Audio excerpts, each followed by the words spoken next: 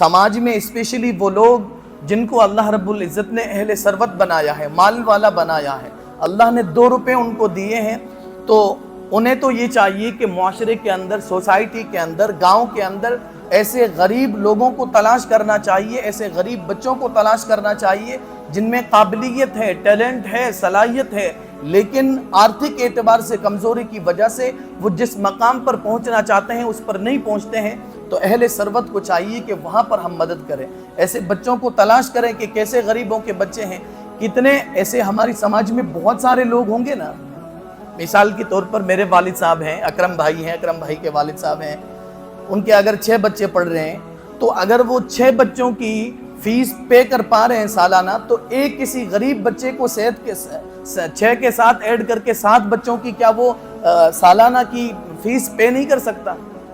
ऐसे कितने लोग हैं जो 10-10, 12-12 बच्चों की एजुकेशन को बेहतर बना सकते हैं। कम से कम एक की तो 70% हमारी समाज के अंदर ऐसे लोग हैं जो 1-1, 2-2 बच्चों की फीस पे कर सकते हैं। बहुत पैसा है, लेकिन टाइम ही नहीं है ये सब सोचने के लिए। हमें तो चूंकि रोला दिखाना है, तो शादी में खाना बड़ा करना है, गहने बड़े देने हैं। तालीम और तरबियत जब 2 चीज़ें जमा हो जाती है किसी भी कौम के अंदर, तो वो कौम आगे बढ़ती है और उस कौम को आगे बढ़ने से कोई नहीं रोक सकता। तालीम के माना एजुकेशन है, तरबियत के क्या माना है ये हमें पता नहीं। तरबियत कहते हैं इंसान को ज़हनी एतबार से उसको उसके जहन के अंदर एक मकसद, एक टारगेट दे देना और उस बच्चे को इतना स्ट्रॉन्ग कर देना कि वो बुराइयों से खुद ब खुद दूर होता चला जाए और अच्छाइयों की तरफ खुद ब खुद वो मुड़ पड़े, झपक पड़े और झपट पड़े। ऐसी कैपेसिटी, ऐसी सलाहियत, ऐसी काबिलियत उस बच्चे के अंदर या हर इंसान के अंदर पैदा करने को तरबियत कहा जाता है। हम लोग इस स्थिति पर, इस जगह पर पहुंच गए हैं कि हम सबसे बड़ा अपना कीमती असासा, सबसे बड़ा कीमती सरमाया गोल्ड को समझते हैं, चांदी को समझते हैं, पैसे को समझते हैं। मकान बड़ा बना करके, मकान पर इन्वेस्ट करके, प्रॉपर्टी बना करके हम अपने आप को समझते हैं कि हमारी नस्लें महफूज हो गई। लेकिन याद रखिएगा, ऐसे बहुत सारे मिलियनियर जो मरे होंगे और अपनी नस्लों के लिए हज़ारों मिलियन डिलियन की प्रॉपर्टीज़ छोड़ करके गए हैं, लेकिन दुनिया ने अपनी आंखों से देखा है कि उस मिलियनियर की औलादें, उनकी नस्लें नशों के इंजेक्शन लेते हुए दुनिया ने उनको देखा है। लेकिन ऐसे बहुत सारे ये भी लोग मरे हैं कि हज़ारों की, करोड़ों की प्रॉपर्टी छोड़ करके मरे हैं, लेकिन उनकी नस्लें गटर के किसी नाली के अंदर नशे में धुत पड़ी हुई मिली है। नबील करीम अम्मा बअद फ़अऊज़ु बिल्लाहि मिनश शैतानिर रजीम बिस्मिल्लाहिर रहमानिर रहीम यरफ़इल्लाहु अल्लज़ीना आमनू वल्लज़ीना ऊतुल इल्म दरजात।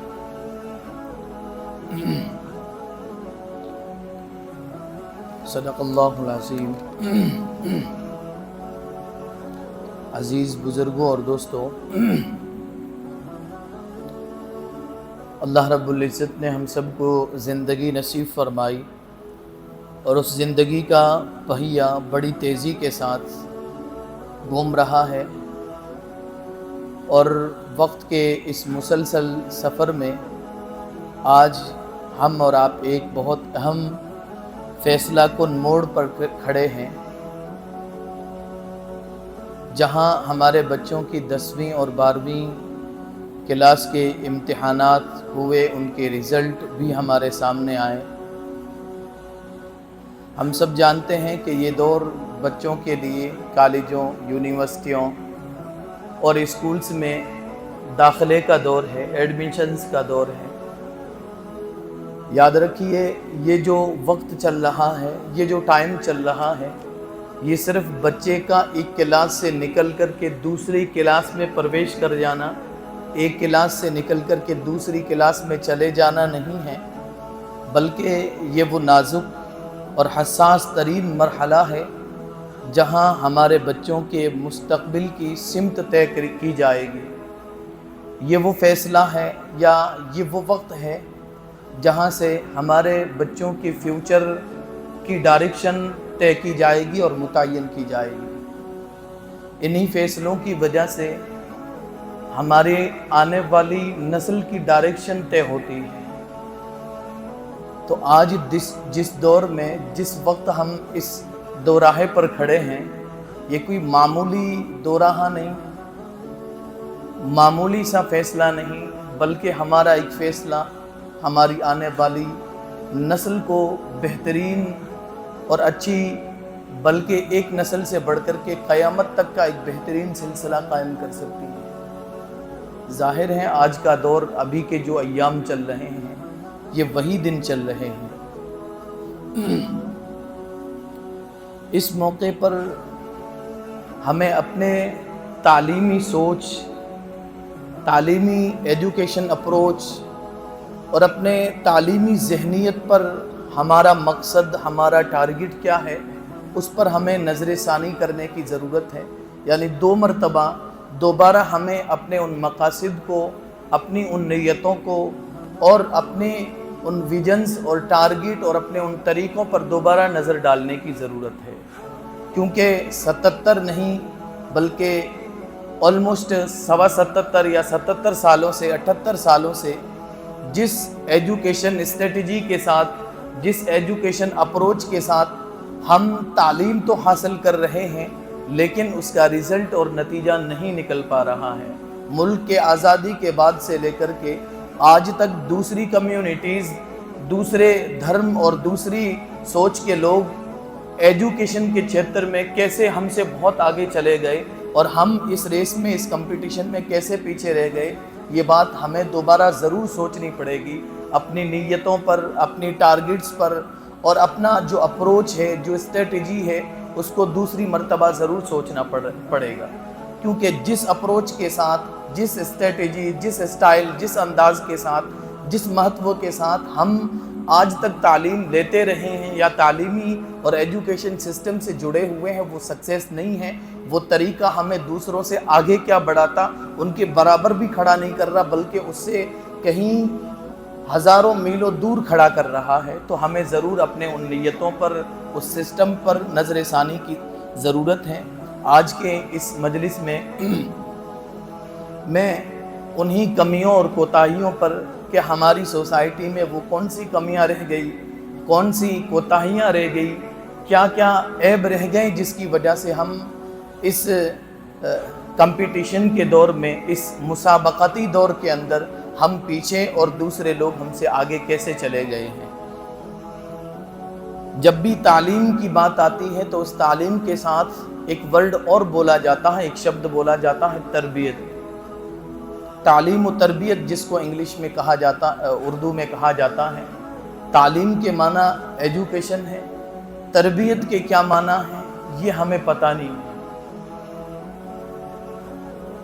تربیت کہتے ہیں انسان کو ذہنی اعتبار سے، فزیکلی اس کو، اس کے ذہن کے اندر ایک مقصد، ایک ٹارگٹ دے دینا اور اس بچے کو اتنا اسٹرانگ کر دینا کہ وہ برائیوں سے خود بخود دور ہوتا چلا جائے اور اچھائیوں کی طرف خود بخود وہ مڑ پڑے، جھپک پڑے اور جھپٹ پڑے۔ ایسی کیپیسٹی، ایسی صلاحیت، ایسی قابلیت اس بچے کے اندر یا ہر انسان کے اندر پیدا کرنے کو تربیت کہا جاتا ہے۔ یہی تربیت تھی نبیوں کی، اللہ رب العزت کے ذریعے نبیوں کی تربیت کی۔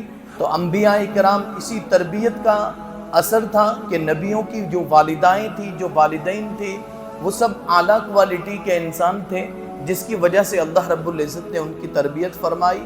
آگے دور میں جا کر کے وہ ماحول میں جا کر کے ڈھلنے والے نہیں بنے، بلکہ جب بھی انہوں نے ماحول کو اپنے خلاف، واتاورن کو جب بھی اپنے مقصد، اپنے ٹارگٹ اور اپنی اسٹریٹجی کے خلاف دیکھا تو وہ آگے بڑھے اور انہوں نے اس واتاورن کو، اس ماحول کو چینج کیا اور جو مقصد وہ لے کر کے آئے تھے اس مقصد کے موافق انہوں نے ماحول بنایا، واتاورن بنایا۔ آج ہمارے ساتھ یہ ہوتا ہے کہ ہم کوئی بھی اسٹریٹجی، ہم کوئی بھی مقصد، کوئی بھی ٹارگٹ لے کر کے جب گراؤنڈ کے اندر جاتے ہیں تو گراؤنڈ میں پہلے سے ایک ماحول چل رہا ہوتا ہے۔ ہم جا کر کے اس ماحول کو چینج تو کیا کر پاتے، ہم خود اس ماحول کا حصہ بن جاتے ہیں۔ اس کا مطلب یہ ہے کہ ہمارے اندر تربیت نہیں ہے۔ تربیت کی سب سے بڑی ذمہ داری والدین کی ہے، سب سے پہلی ذمہ داری پیرنٹس کی ہے، ماں باپ کی ہے۔ ہم کہیں نہ کہیں بچے کو یہ محسوس کرا دیتے ہیں، یہ فیل کرا دیتے ہیں کہ تم جہاں اس طریقے سے رہو، جیسا ماحول ہو تمہیں اسی ماحول میں ڈھل جانا ہے۔ حالانکہ ہمیں تربیت اس طریقے سے کروانی تھی، ہمیں اندر اسے یہ باور کرانا تھا، یہ بلیف اس کے اندر ڈالنا تھا کہ ماحول کے مطابق تو نہیں ڈھلے گا بلکہ ماحول کو اپنے مطابق بنانے کی کوشش کرے گا۔ تو بہرحال بات کسی اور طرف نکل رہی ہے۔ جو سب سے بڑی کمی ہے وہ تربیت کی کمی ہے۔ ایجوکیشن کی جو کمیاں ہیں وہ بھی میں بتاؤں گا۔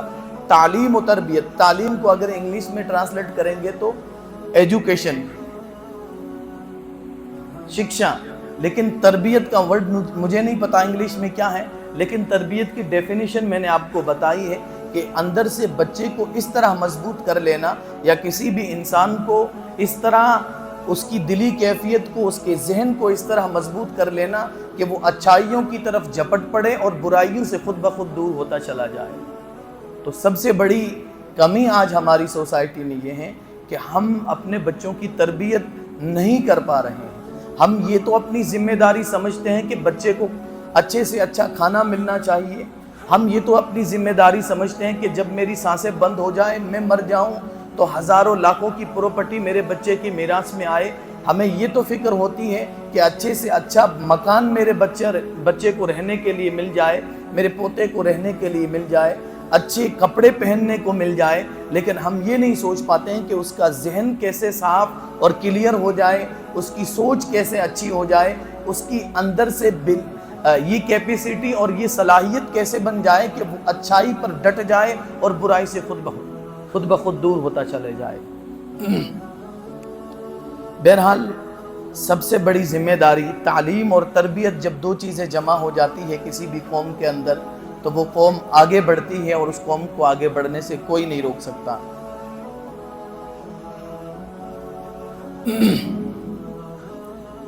جو بات میں نے ابھی عرض کی ہے وہ یہی بات ہے کہ آج اسی سوچ کی وجہ سے ہم لوگ اس استھتی پر، اس جگہ پر پہنچ گئے ہیں کہ ہم سب سے بڑا اپنا قیمتی اثاثہ، سب سے بڑا قیمتی سرمایہ گولڈ کو سمجھتے ہیں، چاندی کو سمجھتے ہیں، پیسے کو سمجھتے ہیں، مکان بڑا بنا کر کے، مکان پر انویسٹ کر کے، پراپرٹی بنا کر کے ہم اپنے آپ کو سمجھتے ہیں کہ ہماری نسلیں محفوظ ہو گئی۔ لیکن یاد رکھیے گا ایسے بہت سارے ملین ایئر جو مرے ہوں گے اور اپنی نسلوں کے لیے ہزاروں ملین ڈلین کی پراپرٹیز چھوڑ کر کے گئے ہیں، لیکن دنیا نے اپنی آنکھوں سے دیکھا ہے کہ اس ملین ایئر کی اولادیں، ان کی نسلیں نشوں کے انجیکشن لیتے ہوئے دنیا نے ان کو دیکھا ہے۔ لیکن ایسے بہت سارے یہ بھی لوگ مرے ہیں کہ ہزاروں کی، کروڑوں کی پراپرٹی چھوڑ کر کے مرے ہیں، لیکن ان کی نسلیں گٹر کی کسی نالی کے اندر نشے میں دھت پڑی ہوئی ملی ہیں۔ تو جس سوچ کو، جس اپروچ کے ساتھ ہم زندگی گزار رہے ہیں، جو ہمارا ٹارگٹ ہے پیسہ، صرف اور صرف دولت، تعلیم، ایجوکیشن، تربیت سے کوئی لینا دینا نہیں، بڑی گاڑی، بڑا مکان، اچھا کھانا، اچھا پینا، اس کی استھتی یہ ہے کہ ہمارے مرنے کے بعد ہماری نسل کس استھتی میں چلی جائے گی۔ ہو سکتا ہے ایسا بہت معقول ہے، لیکن آپ یاد رکھیے ایسا کہیں بھی نہیں ہوا کہ کوئی انسان جس نے اپنی زندگی اپنے بچوں کی ایجوکیشن اور تعلیم پر گزار دی ہو، اس کا مقصد بڑا مکان یا پیسہ یا گولڈ یا سلور نہیں تھا، بلکہ اس کا مقصد اچھی ایجوکیشن دلانا تھا۔ ایسا کسی نے بھی نہیں دیکھا ہوگا کہ اس زندگی پر محنت کر کے گیا اور اس کے مرنے کے بعد اس کی اولاد گٹر کی نالی کے اندر نشے کی وجہ سے پڑی ہوئی ملی ہو۔ ایسا کوئی نہیں دیکھتا، اس دنیا کا تجربہ ہی نہیں ہے۔ تو ہمارا جو فوکس اور جو ہمارا مقصد ہونا چاہیے وہ اچھی تعلیم، یعنی ہائی لیول کی ایجوکیشن اور اچھی تربیت ہونی چاہیے۔ بہرحال موقع سے ہمیں یہ باتیں کہی تو جاتی ہیں، لیکن اس کی طرف توجہ نہیں کی جاتی ہے۔ والدین ہمیشہ اس بات کو یاد رکھیں کہ جو یہ ہمارے بچے ہیں، اس بچوں پر جو ہم خرچ کریں گے، جو ہم قربانیاں دیں گے، وہ قربانیاں اور وہ محنت کے بعد وہ پیسہ ہمارا خرچہ نہیں ہوگا، بلکہ وہ ایک ایسا میٹھا اور تن آور درخت اور ایسا میٹھا پھل ہوگا کہ جس پھل سے فائدہ آنے والی نسلیں اٹھائے گی۔ اور جس اپروچ کے ساتھ ہم पैसे ही को सब कुछ समझ करके ज़िंदगी गुजार रहे हैं, तो हमें नहीं पता कि आने वाली नस्लों को वो फल कड़वा बन करके मिलेगा या मीठा बन करके मिलेगा, हमें नहीं अंदाज़ा। तो आज हमें ख़ास तौर से हिंदुस्तान जैसे मुल्क में, जहां हमारे वजूद के ऊपर एक क्वेश्चन मार्क खड़ा हुआ है, हमारे वजूद यानी हमारे एग्जिस्ट को लेकर के एक क्वेश्चन मार्क लगा हुआ है, सवालिया निशान खड़ा हुआ है, तरह तरह से हमें दूसरे नंबर का शहरी करार दिए जाने की कोशिशें की जा रही है। उस वक्त हमें अपना मकसद दुनिया तो वैसे भी नहीं रखना था, पैसा तो वैसा भी नहीं रखना था। अगर कोई भी मुस्लिम, कोई भी कौम, कोई भी सोसाइटी अगर अपना ये टारगेट बदल देगी, चेंज कर देगी, पैसे के बजाय हमें अपने नस्लों को एजुकेशन विरासत में दे करके जाना है। हमारा मकसद ये नहीं होना चाहिए कि हमारे मरने के बाद, मेरे मरने के बाद मेरे बच्चे को अच्छी प्रॉपर्टी मिलेगी या नहीं मिलेगी। हमें ये ज़रूर सोचना पड़ेगा कि मैं इतनी तालीम दे करके ज़रूर जाऊँ, इतनी एजुकेशन, इतनी तरबियत दे करके ज़रूर जाऊँ कि मेरे मरने के बाद वो, आज चूँकि दौर पुरफितन है, ये फितनों का दौर है, मैं हमेशा कहता रहता हूँ, इस फितनों के दौर में किस फितने के सांचे में ढल जाइए और किस फितने का शिकार बन जाए, हम इतनी तालीम दे करके जाएं कि चाहे वो ज़िंदगी गुजारते हुए कितने ही बड़े फितने आ जाए, नशे का आ जाए, बदकारी का आ जाए, बेहयाई के अड्डे आ जाएं। आप जाकर के शहरों में देखो, आज कितनी ऐसी मुस्लिम औरतें हैं जो अपनी रोज़ी रोटी के लिए बेहयाई के अड्डों पर रात गुजारने पर मजबूर हैं। कितने ऐसे नौजवान हैं जो अपनी ख्वाहिशात पूरी करने के लिए, जो अपनी ख्वाहिशात गलत एजुकेशन और गलत तरबियत की वजह से जो रातों भर पता नहीं कहाँ रातें गुजारते हैं, हमें नहीं आइडिया इस चीज़ का।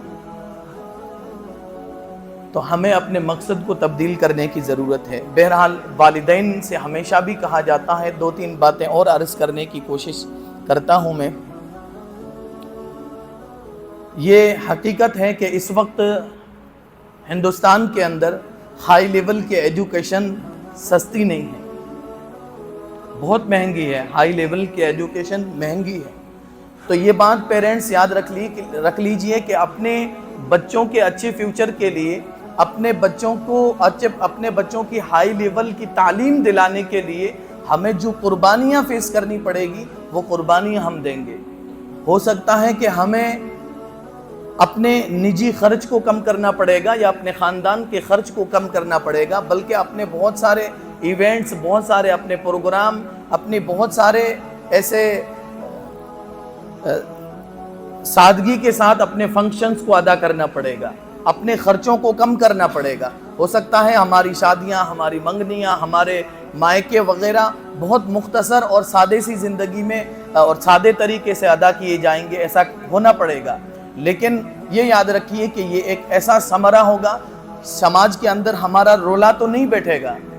आज जो कुछ बड़ी बड़ी तरीके से शादियों में ये सब किस लिए किया जाता है कि समाज में रोला बैठ जाए, मेरा बोला जाता है ना, रोला बैठ जाए।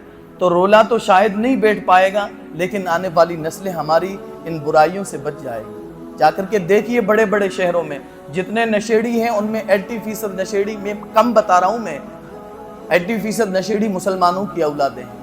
ये सब उन्हीं लोगों की औलादें जिनके सामने सिर्फ दुनिया टारगेट थी, सिर्फ दुनिया मकसद था, एजुकेशन से, तालीम से उन्हें कोई लेना देना नहीं था। तो बहरहाल वालिदैन से ये कहना, अर्ज़ करने की कोशिश कर रहा हूँ कि शायद अपने बच्चों को हाई लेवल की तालीम दिलाने के लिए अपनी हैसियत से बढ़कर के हमें कुर्बानियाँ देनी पड़े, बल्कि यहाँ तक नौबत पहुँच सकती है कि हमें अपने पेट को भी पेट भर के खाना खाने से भी हमें कभी गुरेज करना पड़े।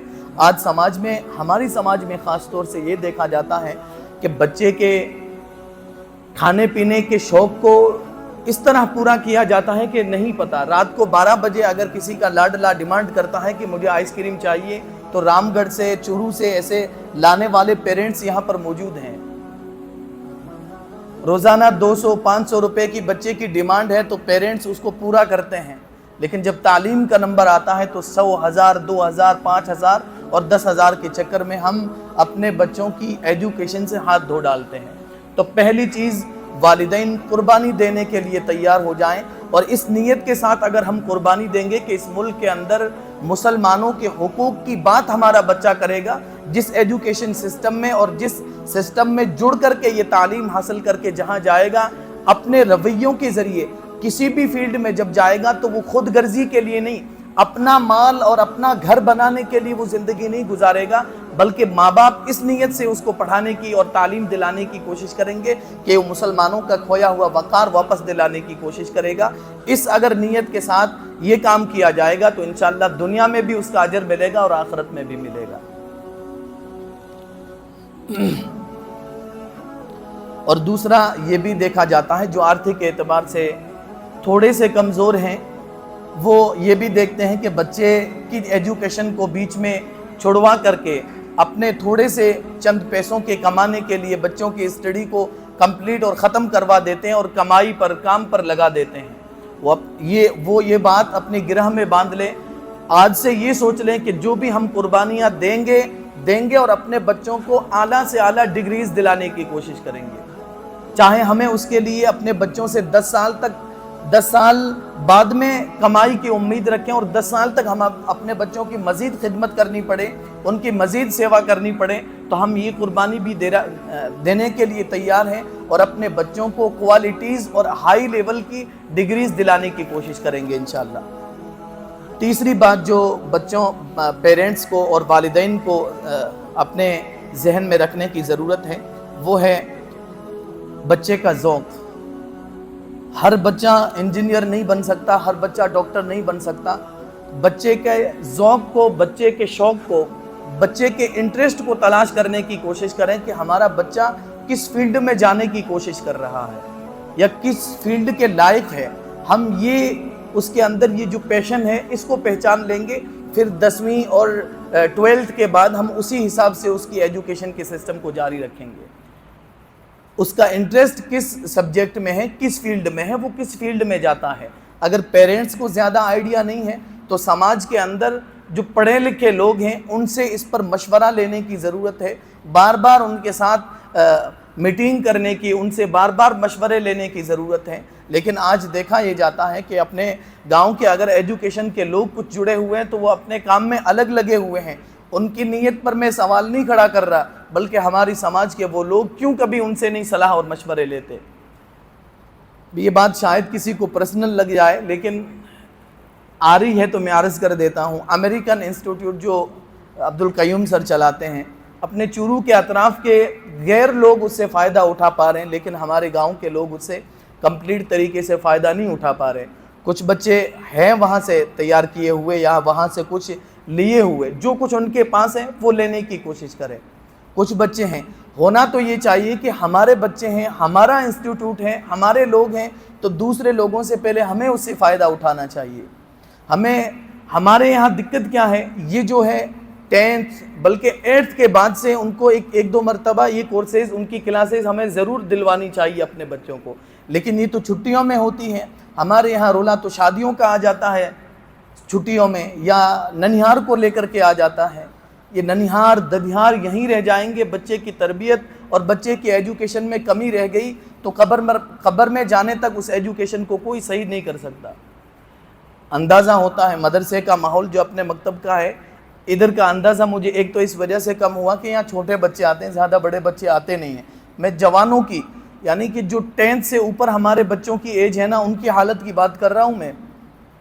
यहाँ तो आइडिया नहीं होता, छोटे छोटे बच्चे आते हैं और फिर कुरान की बरकत अलग होती है, जगह की बरकत अलग होती है। लेकिन जवानों से इस गांव में फिर भी ये रोशो कम है। शहरों में जा कर के देखा मैंने भी, इस शहर की बात कर रहा हूँ, रामगढ़ और अतराफ़ की। 10 साल से बच्चा ऊपर, उसके स्टाइल से, उसकी बातों से अंदाज़ा लगता है कि वो नेट को कैसे गंदे तरीके से यूज़ कर रहा है और कितने गलत तरीके से उसका इस्तेमाल कर रहा है। हमारी सोच होगी। 9 साल का बच्चा, 10 साल का बच्चा आपके सामने वो एक्शंस देता है, वो बातें करता है, वो चीज़ें करता है जिसकी वजह से अंदाज़ा होता है कि हम तो ये चीज़ें 25 साल में भी नहीं कर पाए थे, 20 साल में भी नहीं कर पाए थे। ये इस तरह की हरकतें 9 साल का बच्चा कर रहा है। तो ये पेरेंट्स की बहुत बड़ी जिम्मेदारी है। तब जाकर के एहसास होता है कि जो बड़े लोग अपने बच्चों को मोबाइल से दूर रखने की हिदायत करते हैं, क्यों करते हैं। तो एक अपने बच्चों की तरबियत में अच्छा माहौल एजुकेटेड लोगों के अंडर में डालने की कोशिश करो, पढ़े लिखे लोगों की गाइडिंग में डालने की कोशिश करो, उनसे कुछ फ़ायदा उठाने की कोशिश करो। تو ہمیں ہونا یہ چاہیے کہ 10th یا 8 سے بھی کم بچوں کو ہمیں اس طرح کے اور بھی کوئی انسٹیٹیوٹ ہو. اصل میں شروع میں نے جو اس وجہ سے کہا تھا، میں یہاں الحمدللہ میں نے ایسا ماحول نہیں دیکھا ہے، لیکن دوسری جگہوں پر یہ دیکھا ہے کہ کسی کی تعریف کر دی جاتی ہے تو اگر ان سے کوئی پرسنلی کسی کو دقت ہو تو پھر مولانا صاحب سے بھی وہ دقت کرنے لگ جاتے ہیں، لیکن یہاں الحمدللہ ایسا میں نے کبھی نہیں دیکھا. تو ہمیں اس سے بھی فائدہ اٹھانا چاہیے. اس کے علاوہ جو بھی ایجوکیشن سے جڑے ہوئے لوگ ہیں، تھوڑے ہمیں لگتے ہیں کہ ایجوکیشن کو بہتر کر سکتے ہیں. ہمیں بات یہاں سے نکلی تھی کہ ہمیں اپنے بچے کا ذوق اور انٹرسٹ کا پتہ نہیں چل رہا ہے کہ یہ کیا بنے گا. ٹیچر بننا چاہتا ہے، ڈاکٹر، اسپورٹس میں جانا چاہتا ہے، کھلاڑی بننا چاہ رہا، ہمیں نہیں پتہ چل رہا. تو اس طرح کے ماہر لوگوں کے انڈر میں ڈالیں گے اور اس سے مشورے لیں گے تو وہ ہمیں بتائے گا. بہرحال تیسری چیزیں حوصلہ افزائی کرنا، حوصلہ کبھی نہیں توڑنا. جب ہمارے بچوں کے ایگزام میں کبھی پرسنٹ اگر کم بن جائیں کوئی حرج نہیں. ہر بچہ پڑھاکو نہیں ہوتا، ہر بچہ انٹیلیجنٹ نہیں ہوتا، لیکن ہم اس کو ذوق کو دیکھیں گے، اس کو سپورٹ کرنے والے بنیں گے. میں جلدی سے انشاءاللہ ختم کرنے کی کوشش کروں گا. اس کے علاوہ یہ سب سے پہلی ذمہ داری جو ایجوکیشن، تعلیم اور تربیت میں ہے، پیرنٹس کی اور ماں باپ کی ہے. اس کے بعد خاندان کی اور سماج کی بھی ہے. سماج میں اسپیشلی وہ لوگ جن کو اللہ رب العزت نے اہل ثروت بنایا ہے، مال والا بنایا ہے، اللہ نے 2 روپے ان کو دیے ہیں، تو انہیں تو یہ چاہیے کہ معاشرے کے اندر، سوسائٹی کے اندر، گاؤں کے اندر ایسے غریب لوگوں کو تلاش کرنا چاہیے، ایسے غریب بچوں کو تلاش کرنا چاہیے جن میں قابلیت ہے، ٹیلنٹ ہے، صلاحیت ہے، لیکن آرتھک اعتبار سے کمزوری کی وجہ سے وہ جس مقام پر پہنچنا چاہتے ہیں اس پر نہیں پہنچتے ہیں. تو اہل ثروت کو چاہیے کہ وہاں پر ہم مدد کریں، ایسے بچوں کو تلاش کریں کہ کیسے غریبوں کے بچے ہیں. کتنے ایسے ہماری سماج میں بہت سارے لوگ ہوں گے نا. مثال کے طور پر میرے والد صاحب ہیں، اکرم بھائی ہیں، اکرم بھائی کے والد صاحب ہیں، ان کے اگر 6 بچے پڑھ رہے ہیں تو اگر وہ 6 بچوں کی فیس پے کر پا رہے ہیں سالانہ، تو ایک کسی غریب بچے کو صحت کے 6 کے ساتھ ایڈ کر کے 7 بچوں کی کیا وہ سالانہ کی فیس پے نہیں کر سکتا؟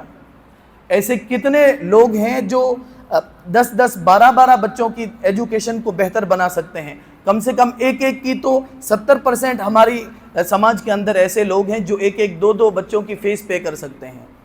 بہت پیسہ ہے لیکن ٹائم ہی نہیں ہے یہ سب سوچنے کے لیے. ہمیں تو چونکہ رولا دکھانا ہے تو شادی میں کھانا بڑا کرنا ہے، گہنے بڑے دینے ہیں، مائرہ اور مائروں کو کیا بولتے پتہ نہیں آپ کی ادھر، بھات وغیرہ میں اپنا رولا بٹھانا ہے، گاڑی تھوڑی بلٹ والی لانی ہے، یہ سب ہمیں کام کرنے ہیں. اس کے لیے تو ہمارے پاس ٹائم ہی نہیں بچا ہوا ہے. کیسے اتنے غریب بچے ہیں، شاید ہماری ایجوکیشن کی وجہ سے ایک صدقہ جاریہ بن جائے گا. یاد رکھیے خود کی پڑھائی سے اپنی نسل قوم کا وہ کام نہیں کر سکتی جو قوم کا وہ بچہ کر سکتا ہے جس کو کسی اور کی آرتھک مدد کی وجہ سے جس نے اپنی ایجوکیشن کمپلیٹ کی تھی.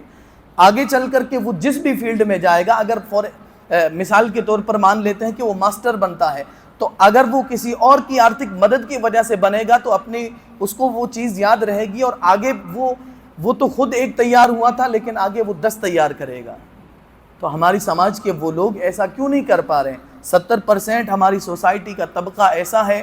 کیوں ایک غریب زیادہ سے زیادہ 10 سال ہوگی 10,000 ہوگی سالانہ کی فیس، 20,000 ہوگی، 25 ہوگی، 30 ہوگی، کیوں خرچ نہیں کر پاتے ہیں؟ ہمارے ٹوائلٹ 2 لاکھ کے 2.5 3 لاکھ کے یہ بن جاتے ہیں ٹوائلٹ. کیوں بچے کی 30,000 کسی غریب کے بچے کا ہم اس کی ایجوکیشن کی فیس کو پے نہیں کر پاتے ہیں؟ کیونکہ وہ سوچ اور وہ ذہنیت ہم نے بنا ہی نہیں ہے.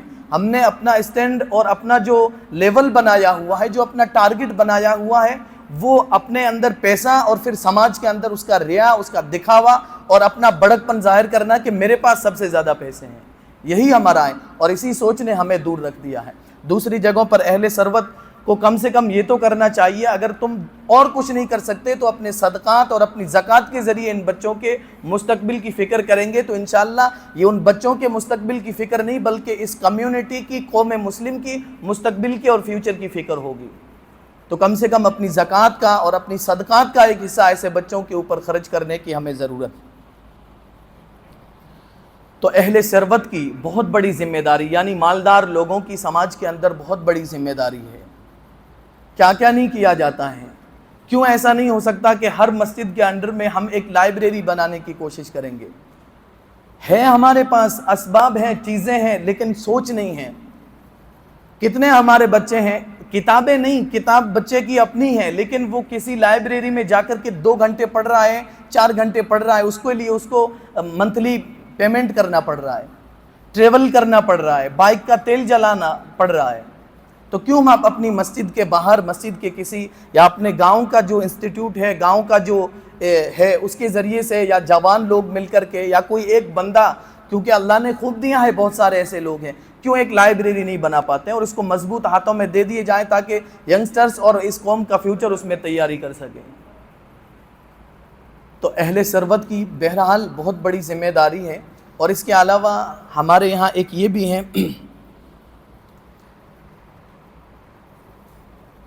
گزشتہ جگہوں پر میں تھا، وہاں پر بھی شادی خانے بنائے گئے۔ ہماری قوم کا یہ ہے کہ شادی کے پروگرام کیسے بڑے ہوں اور کیسے ہماری سماج کے کام آ جائیں، تو شادی خانے بڑھاتے ہیں کروڑوں روپے لگا کر کے شادی خانہ کے، اور کسی قوم کو نہیں دیں گے رینٹ پہ، ہمارے لوگوں کو سستے میں دے دیں گے، ہے نا۔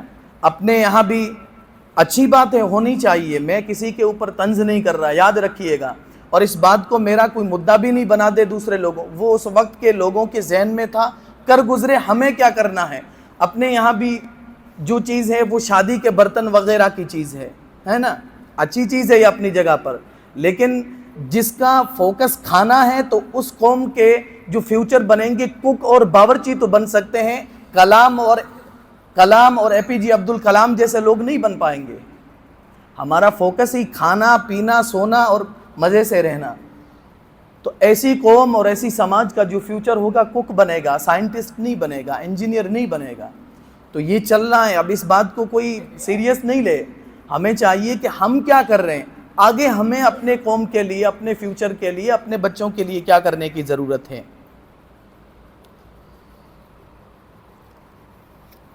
بہرحال بچوں کے متعلق بہت ساری چیزیں، اور خاص طور سے اہل ثروت سے اور پنچ پٹیل ٹائپ کے جو لوگ ہیں، ان کی بھی سماج کے اندر ایجوکیشن کو لے کر کے، چینجنگ کو لے کر کے بڑی ذمہ داری بنتی ہے۔ کم سے کم یہ کوئی مولوی، ملا یا اس طرح کے لوگ نہیں کر پائیں گے، جب تک سماج کے لوگ خود طے نہیں کریں گے۔ پنچ لوگ ہیں جن کی 2 ٹکا 2 پیسہ کچھ سماج کے اندر چلتی ہے، انہیں چاہیے کہ وہ کیوں مضبوط فیصلے نہیں لے پاتی ہیں کہ ہماری تقریبات کے اندر، ہمارے فنکشنز کے اندر، ہماری ایونٹس کے اندر شادی ہے تو اس سے زیادہ خرچ ہمارے یہاں گاؤں میں نہیں ہوگا۔ مثال کے طور پر کھانے پر طے کر لیں، جو بھی آپ طے کریں، 3 لاکھ سے 4 لاکھ 5 لاکھ سے زیادہ خرچ نہیں ہوگا، گہنا اس سے زیادہ نہیں دیا جا سکتا، بھانت اس سے زیادہ نہیں بھری جا سکتی۔ یہ تقریبات کو کم کرنے کی کوشش ہمارے یہاں کیوں نہیں ہوتی؟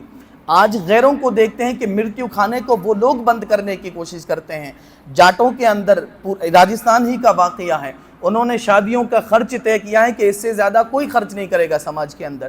تو یہ پنچ پٹیل ٹائپ کے لوگ ہمارے یہاں کیوں نہیں کر پاتے ہیں؟